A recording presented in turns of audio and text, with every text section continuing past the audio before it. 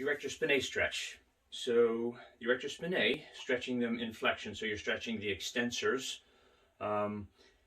You want to be careful not to overstretch. Kind of like the neck, they can get pretty angry if you overstretch them. And they not only do extension of the spine, but they also do side flexion of the spine. So we want to get a little bit of that angle in there as well.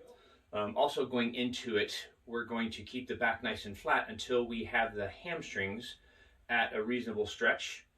And then we lock the pelvis there. Don't let the hips move any more past that point. So follow along. I'll try. I like to do it with my feet together. That can be a little more challenging on the vestibular system, on balance, but you can also do that with your feet apart. So the knees are locked long, spine nice and long, standing nice and tall.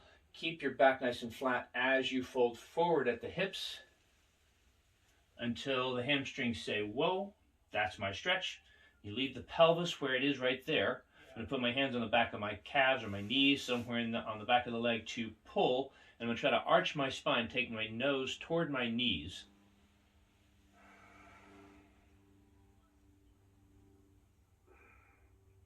There's my stretch.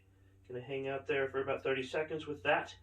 Once you've had 30 seconds to a minute, edge of discomfort, don't overdo it. Then you're going to release that, but try to keep the fold.